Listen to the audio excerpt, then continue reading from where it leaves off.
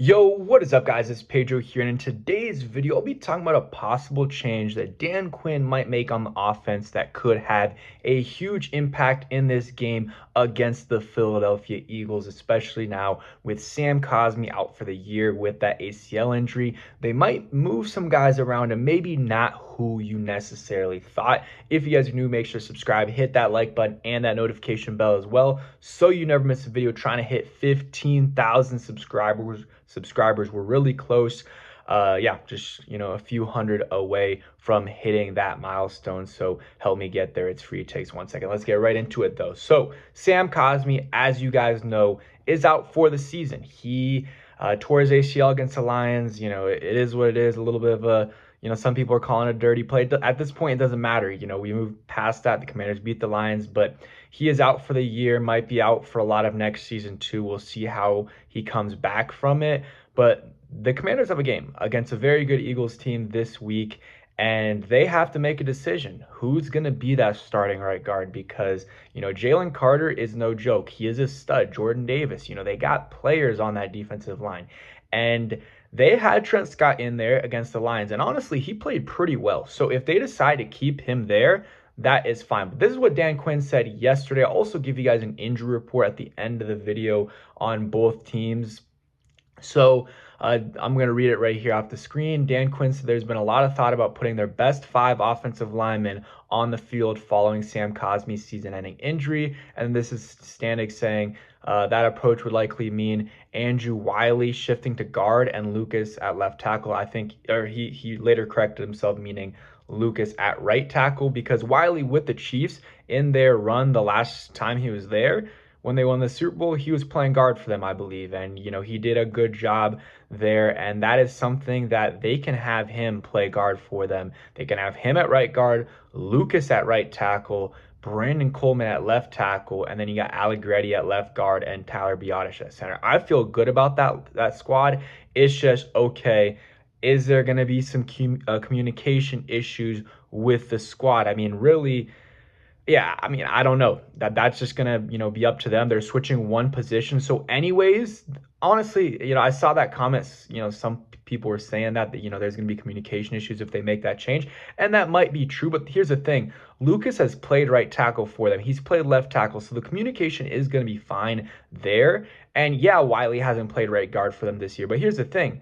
Trent Scott hasn't, he played one game, less than one game of right guard. So it's not like, oh, he's been playing with them all season at right guard. So the communication and the chemistry right there isn't amazing either. So I think that's definitely something that they should think about, but you got to commit to it one way or the other. You can't be wishy-washy about it and be like, you know what, we're going to start off with Trent Scott at right guard. If it doesn't work out, we're going to move Wiley to right guard, Lucas to right tackle, and it's not going to work to do that in the middle of the game. You got to, make that decision before. It also could just be him talking to the media, maybe getting the Eagles to think about more things than they need to think about, get them to overthink maybe, which a lot of coaches do. So you never know what people are saying, when the coaches are talking to the media, if they're actually telling the truth or just talking to talk, because they do have to talk to the media. But Joe Witt talked today. Cliff Kingsbury, I believe, did as well, and Dan Quinn again today. Joe Witt had some very interesting comments talking about, or at least I know Eagles fans are going to think it's interesting, talking about if Jalen Hurts is running, as if he's running and he's out of the pocket, they're going to treat him like a running back. They're going to hit him like a running back. And, that makes sense. I don't know if he had to say all that because it's a little bit of fuel for the Eagles and they're getting all upset. It is what it is. I never like bulletin board material. I'm not saying this is bulletin board material, but the way the quotes are going out there, I know it's going to make its way towards the Eagles in a little bit of a different way than maybe Joe Witt intended for it to be. So I don't know if that was necessarily the best move, but it is what it is. I know the Eagles are, they're not, maybe some of them are scared, but of Frankie Louvu, and they're calling him a dirty player. So that's something to watch out for in the game as well, that, yeah, Frankie Louvu, just, watch out for that whole debacle there. He was talking to the media today or yesterday. I think it was yesterday, saying he didn't mean it on Jared Goff, which obviously he didn't. All the hits with Louvu are unintentional for the most part, like in terms of trying to hit him in the head. He's a hard hitting guy, just what he does.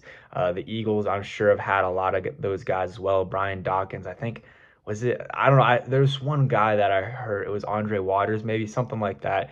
But they've had players like that the Eagles fans have celebrated. So it goes both ways. And obviously, maybe you don't like those hits with Luvu, but it's going to keep happening. Just hopefully the head-to-head hits don't happen and these guys don't get hurt. But Luvu is a very good player. I'm happy he's on this team. He's had a very good year, and he's not a free agent. He's on this team for another 2 years.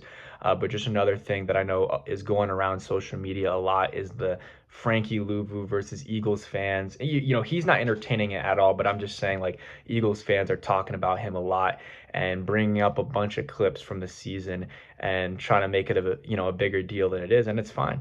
That's fine. Let the Eagles fans worry about that. But going back to this offensive line thing, I wouldn't mind them doing what Dan Quinn has proposed here. Maybe, I mean, I guess not Dan Quinn proposed, but he said getting the 5 best offensive linemen on the field and maybe putting Lucas at right tackle and Wiley at right guard is the way to do that. That will, we're gonna have to see, and we'll know right away if that's happening or not. But that's my biggest concern this game is the right guard, right and left guard matchup versus Jalen Carter, because Jalen Carter's a stud, and I don't know if we're going to be able to stop him. It's going to be really, really tough. Real quick injury report. So today, I mean, obviously Cosme's out. Jeff Driscoll, I guess he's out with an illness. He's the third string quarterback. Hopefully not going to wait. He doesn't have to play, but he should be good to go for the game. As a emergency quarterback type, Deron Payne didn't practice all week so far, Wednesday and Thursday. Looks like it's still the, I guess now it says knee and finger. I think he should be good to go for the game, but I don't know. Bobby Wagner DMP yesterday and today.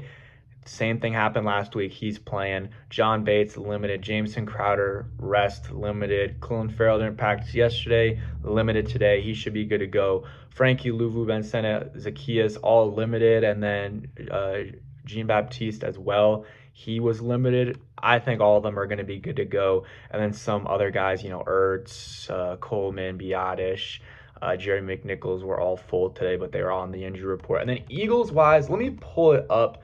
I don't know if they've released it from today. I know yesterday Jalen Hurts was limited. So that's it's good news for the Commanders that he's not practicing in full, in my opinion. Let's see.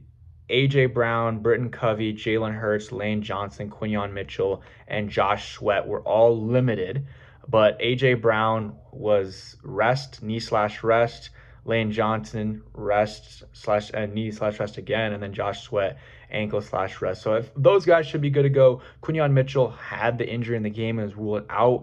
He's going to be banged up. Like I think he'll be good to go for the game, but there's definitely some re-injury possibility there with the shoulder if he's, laying out some hits. And then Jalen Hurts limited, he's going to play. And then Kenny Pickett and Byron Young both were on the injury report, but full participants. And then Cam Jurgens, their starting center, who is a good player, he didn't practice with a back injury, and then Dallas Goedert with a ankle injury.